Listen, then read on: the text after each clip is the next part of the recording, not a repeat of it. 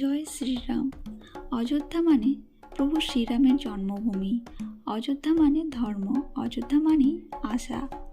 অযোধ্যা মানে মানুষের 500 বছরের লড়াই। এর জন্য কত হিংসা, কত দাঙ্গা, আমাদের কত পূর্বপুরুষ প্রাণ হারিয়েছে। আজ আমি তোমাদেরকে এই অযোধ্যা মন্দিরের ইতিহাসে নিয়ে যাচ্ছি। প্রাচীন ভারতীয় মহাকাব্য রামায়ণ অনুযায়ী রাম অযোধ্যায় জন্মগ্রহণ করেন। 1600 শতাব্দীতে মুঘলরা বাবরি মসজিদ নামক একটি মসজিদ নির্মাণ করে, যা রাম জন্মভূমির স্থান তথা রামের জন্মস্থান বলে মনে করা হয়। 1850-এর দশকে এটি নিয়ে একটি সহিংস বিরোধ দেখা দেয়। 1980-এর দশকে হিন্দু জাতীয়তাবাদী পরিবার সংঘ পরিবারের অন্তর্গত বিশ্ব হিন্দু পরিষদ হিন্দুদের জন্য জায়গাটির পুনরুদ্ধার করে এবং ওই স্থানে শিশু রাম নিবেদিত একটি মন্দির নির্মাণের জন্য একটি নতুন আন্দোলন শুরু করে। 1989 সালের নভেম্বরে ভিএইচপি বিতর্কিত মসজিদ সংলগ্ন জমিতে একটি মন্দিরের ভিত্তি স্থাপন করে।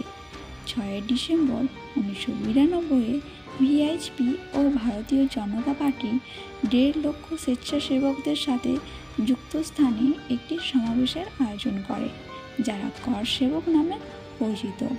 সমাবেশটি হিংসাত্মক হয়ে ওঠে ও জনতা নিরাপত্তা বাহিনীকে অভিভূত করে এবং মসজিদটি ভেঙে ফেলে।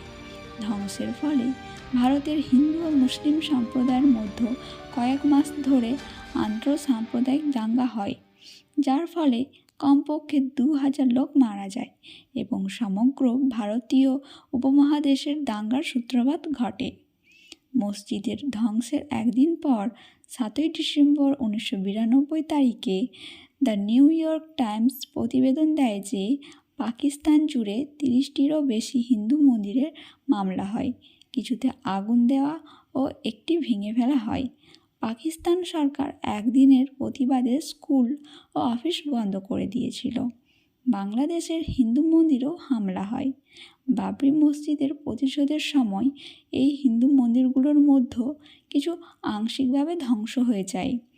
5 জুলাই 2005 তারিখে ভারতের অযোধ্যায় ধ্বংসপ্রাপ্ত বাবরি মসজিদের স্থানে অস্থায়ী রাম মন্দিরে 5 জন সন্ত্রাসী হামলা চালায়।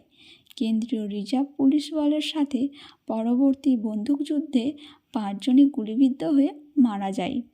ভারতীয় পুরাতত্ত্ব সর্বেক্ষণ দ্বারা 1978 ও 2003 সালের প্রত্নতাত্ত্বিক খননে প্রমাণ পাওয়া গেছে যে এই স্থানে হিন্দু মন্দিরের অবশেষ বিদ্যমান ছিল। প্রত্নতাত্ত্বিক কে মুহাম্মদ অনুসন্ধানগুলো অবমূল্যায়ন করার জন্য অনেক ইতিহাসবিদকে অভিযুক্ত করেছেন। বছর পর বছর ধরে বিভিন্ন শিরোনাম ও আইনি বিরোধও সংঘটিত হয়েছিল, যেমন অযোধ্যা অধ্যাদেশ 1993-এ কিছু নির্দিষ্ট এলাকা অধিগ্রহণ।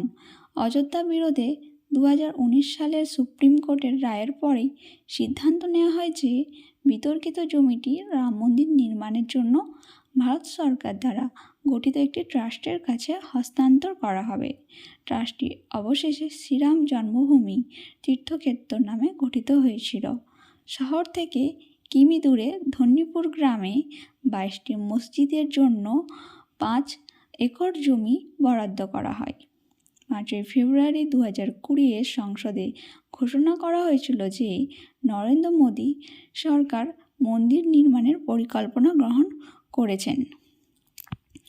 অবশেষে অযোধ্যায় আমাদের রামলালার মন্দির তৈরি হয়েছে।